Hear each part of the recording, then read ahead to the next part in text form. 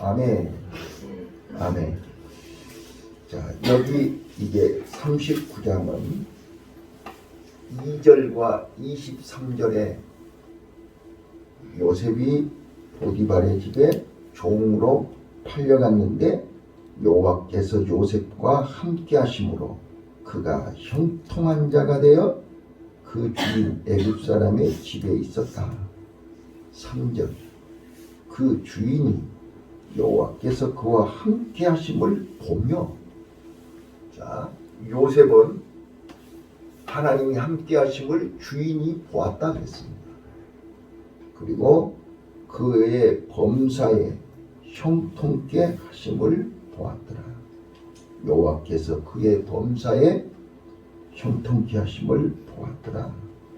또 마지막 감옥에서도 여호와께서 그의 범사에 요셉과 함께 하심을 형통케 하셨더라. 자, 오늘 우리는 겨울에 가장 인기가 있는 풀빵, 국화빵, 붕어빵, 잉어빵 뭐 이런 풀빵을 보시면 재료는 똑같은데 틀이 어떤 틀이냐에 따라서 붕어빵도 나오고 국화빵도 나오듯이 똑같은 사건, 똑같은 성경 얘기를 어떤 틀에다가 갖다 붙느냐에 따라서 해석이 다릅니다. 자, 육적인 사람이 이 성경을 읽으면 육적으로 해석합니다. 영적인 사람이 이 성경을 읽으면 영적으로 해석이 됩니다. 나와 여러분이 오늘 이 새벽에 요셉의 얘기를 어떤 틀로 해석하느냐에 따라 이해가 전혀 달라집니다. 자, 우리가 육적으로 해석하면 요셉은 참으로 비참하게 형들에게 버림을 받아 노예가 되어 10년 동안 종생활을 하고 또 억울하게 모함을 받아서 감옥에 가서 감옥살이하는 요셉은 참으로 실패한 인생입니다. 비참한 인생입니다. 개꿈입니다. 여러분, 요셉의 꿈을 기억하시나요? 어떤 꿈이었죠? 두 가지 꿈이었습니다. 첫 번째는요, 11곡식단이 와서 절을 하는 꿈이었습니다. 형제들의 주가 된다는 것입니다. 또요, 해와 달과 별이 와서 절을 하는 꿈이었습니다. 온 세상의 주가 된다는 뜻입니다. 그래서 그 꿈은 만유의 주가 된다, 그런 뜻입니다. 모든 사람의 주가 된다. 이게 바로 예수 그리스도의 모형입니다. 요셉의 삶은, 요셉의 생애는 두 가지의 모형입니다. 메시아의 모형이며 또 언약 백성들의 모형입니다. 성도들의 모형입니다. 그렇기 때문에 우리 성도들은 예수님을 따라가는 것이고 예수님을 닮아가는 것이고 예수님을 바라보는 것입니다. 그래서 요셉의 삶은 바로 예수님이 걸어가신 발자취요, 우리 성도들이 걸어가야 할 길입니다. 어떻게 이 성경을 이해하고 해석하느냐에 따라서 어떤 이에게는 고난으로, 어떤 이에게는 형통으로 이해가 될 것입니다. 자, 거기 본문에 보시면 2절에 여호와께서 요셉과 함께 하심으로, 하나님이 나와 함께 하시면 형통입니다. 하나님이 나와 함께 하시지 않으면 그거는 고난입니다. 이걸 잘 보셔야 됩니다. 자, 탕자가 아버지 집에 있을 때는 어떤 일을 해도 형통입니다. 자, 여러분,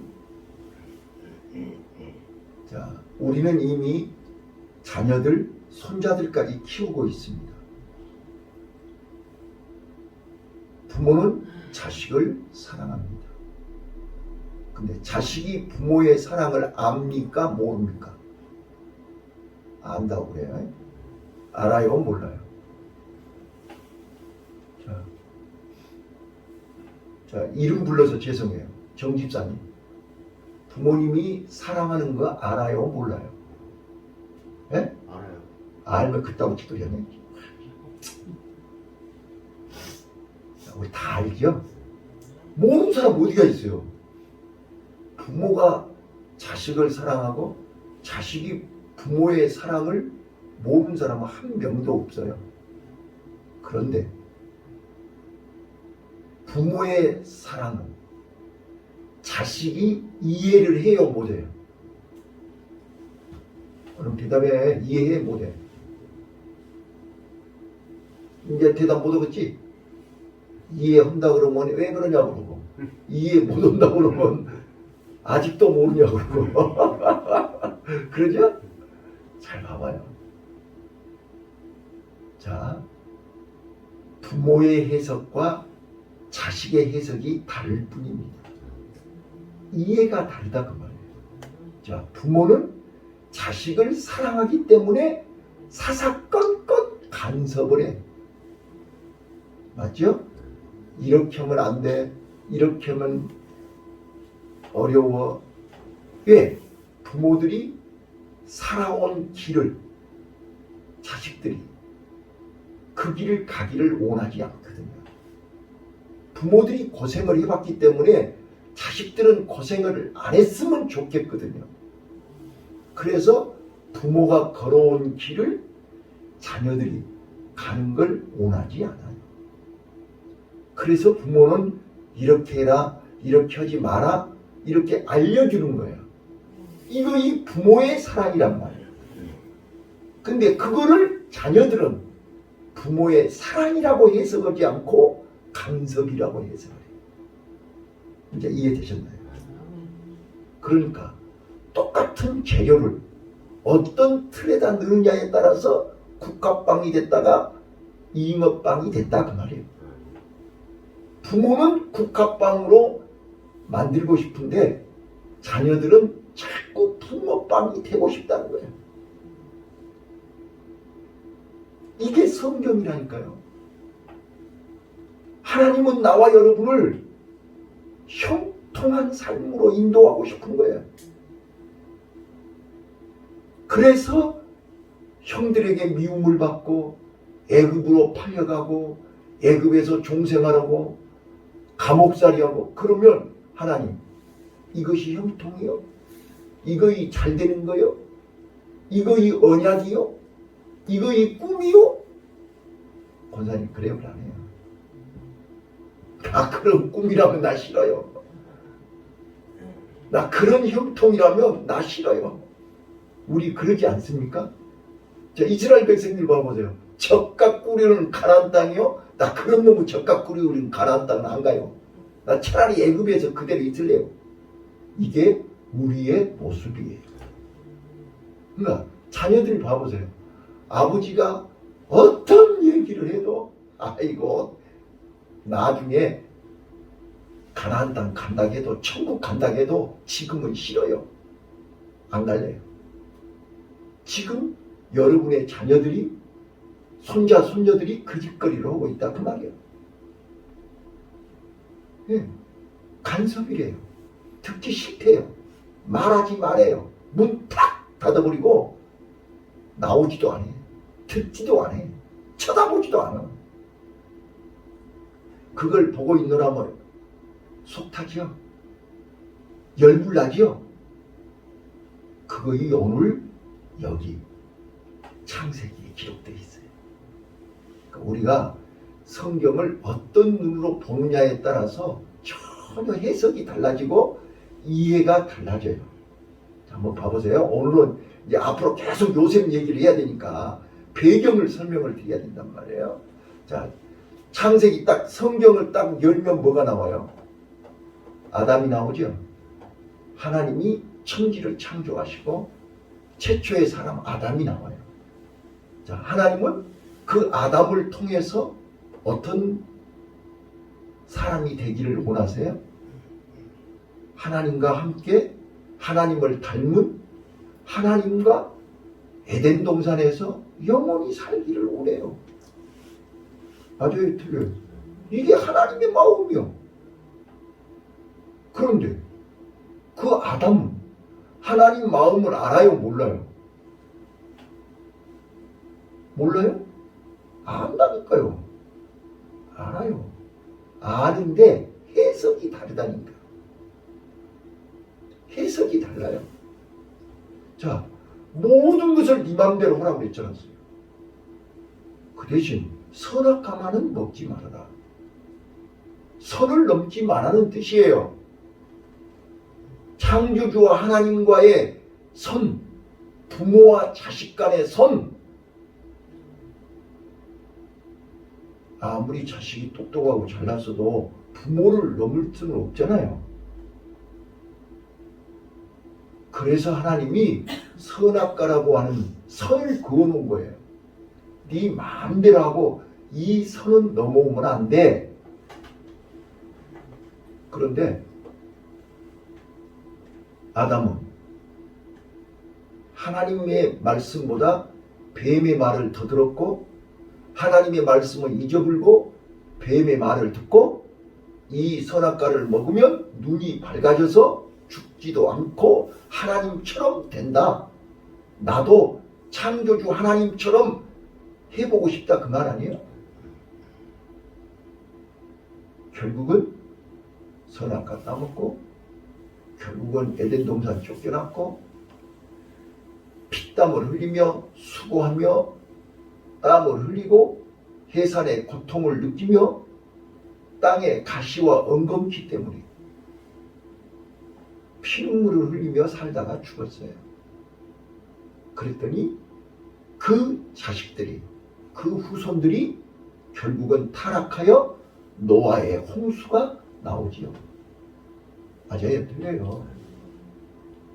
이게 성경이라니까요. 이게 우리 인생이에요. 우리 삶이에요.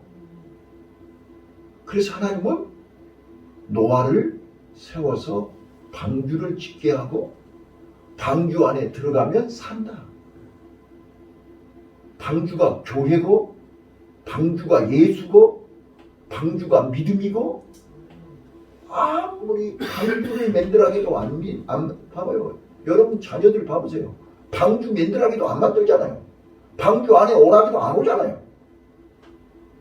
알아요. 그래서 방주 안에 있는 자들은 살았고 방주 밖에 있는 사람은 다 죽었어요. 이게 성경 66권이에요. 이거를 계속 풀어서 설명하는 거예요.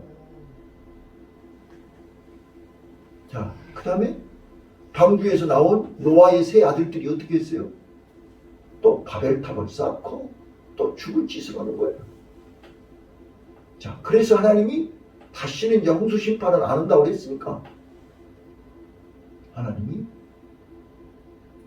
여인의 후손을 약속했고 메시아를 약속했고 그래서 그 메시아를 보내기는 보내야 되겠는데 누구를 통해서 보내야 돼요?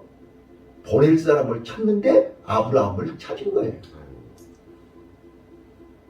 이제 이 성경이 지금 내가 금년에 창세기서부터 쭉 이렇게 설교를 하고 창세기부터 공부하는 거를 성경을 바로 이해하시라는 거예요.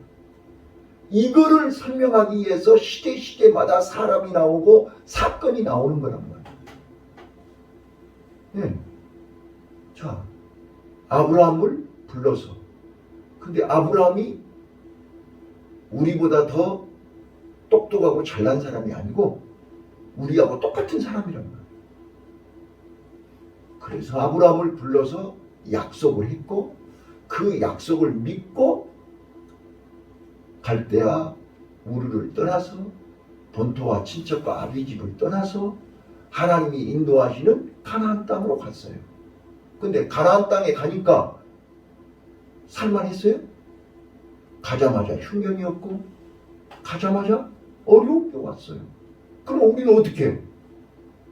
언약이든 말든 하나님의 말씀이든 말든 걸음아 나 살려라, 나 살아야 되겠다 하고 내동댕이 치고 애굽으로 가지 않냐고 말이야. 우리의 삶이 그러지 않습니까? 그랬던 아브라함으로 만들기 위해서 여러 번 엎어지고 넘어지고 쓰러지고 일으켜지고 그래가지고 모리아산까지 올라가지 않습니까? 100세의 이삭을 낳게 하시고 불가능을 가능케 하시고, 그래서 모리아산에서 독자 이삭을 통해서 믿음의 조상, 축복의 조상, 그래서 아브라함의 후손으로 메시아가 오게 하시는 거죠. 이게 성경이라니까요. 그래서 아브라함이 또 이삭을 낳고 이삭이 야곱을 낳고 야곱이 요셉을 낳고 여기까지 왔잖아요. 지금 이제 그 과정 속에 지금 얼마나 많은 일들이 있었냐는 말이에요. 어제 유다가 다말하고 또 쌍둥이를 낳고 이런 사건들이 다 뭘 얘기한다고 그랬어요? 예수님을 얘기한다고 그랬잖아요. 예수님. 오늘 우리는 요셉을 통해서 자, 육적인 장자 유다는 실패했어. 그래서 영적인 장자 요셉이 필요하단 말이에요. 이제 알아들으셨나요? 오늘 우리가 육적인 장자 유대인들이 실패했기 때문에 영적인 장자 예수님이 이 땅에 오신 거란 말이에요. 그래서 요셉의 삶은 예수님의 모형이라니까요. 또 요셉의 삶은 우리 성도들의 삶을 예표하는 거예요. 그래서 형제들에게 미움을 받는 거예요. 자, 요셉의 삶을 다시 한번 정리할게요. 출생에서부터 다르다고 했죠. 라헬이 그 어머니 봐보세요. 어머니가 야곱하고 7년 동안을 연애를 했는데 첫날 밤에 바뀌었죠. 그래서 야곱이 라헬을 얻기 위해서 14년을 무료 봉사했고 첫날 밤에 바뀌고 나서 또 7일을 봉사하고 다시 7년 봉사하기로 약속하고 라헬이 합방을 했어요. 근데 공교롭게 라헬이 야곱의 사랑을 온몸에 받았는데 자식을 낳지 못해요. 하나님이 태의 문을 닫아버렸어요. 자, 그래서 12아들이 마누라 4명의 12아들을 낳게 되는 거죠. 그리고 나중에 합한체를 통해서 라헬이 요셉을 출산해요. 자, 육신의 방법으로가 아니에요. 하나님의 방법으로 요셉을 낳아요. 예수님은 동정녀 마리아의 몸에서 성령으로 잉태하여 예수님이 나오시죠. 요셉은 다른 형제들하고 달라요. 출생에서부터 달라요. 그래서 야곱은 요셉에게 우로 형이 10명이나 있는데도 불구하고 요셉에게 채색옷을 입혔어요. 요셉을 영적인 장자로 인정을 한 거예요. 아멘. 그래서 형들에게 미움을 받은 거라고요. 그래서 어려서부터 요셉은 형들의 악을, 형들의 불의를 절대로 용납하지 않았어요.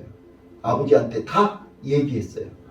그만큼 진실했고 성실했고 정직했고, 그는 그래서 하나님이 꿈을 꾸게 해서 형들의 주가 되고 만유의 주가 되는 하나님의 언약을 주신 거라고요. 그 언약 때문에 요셉은 형들에게 버림받았고 형들에게 죽을 뻔했고 결국은 형들에게 팔려서 은20에 애굽에 종으로 팔려갔어요. 애굽에서의 10년 동안의 종생활, 3년 동안의 노예, 이 감옥살이는 견디기 어려운 최악의 고통이었어요. 근데 육신적으로는 최악의 고통이었지만 하나님은 그때도 함께 하셨어요. 하나님은 그때도 형통케 하셨어요.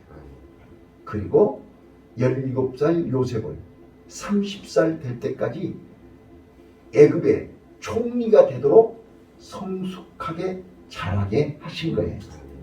믿습니까? 그래서 저는 오늘 이제 서론으로 말씀을 드리니까 요셉에 대해서, 요셉은 오늘 본문에 보디발의 집에 팔려갔고 모함을 받아서 감옥에 갔고 여기까지예요. 근데 이 사건이 육적인 눈으로 보면 최악의 고난이잖아요. 억울한 거잖아요. 하나님이 어디 살아계신다면, 하나님이 함께 하신다면 어찌 이런 일이 있을 수 있냐 그 말이에요.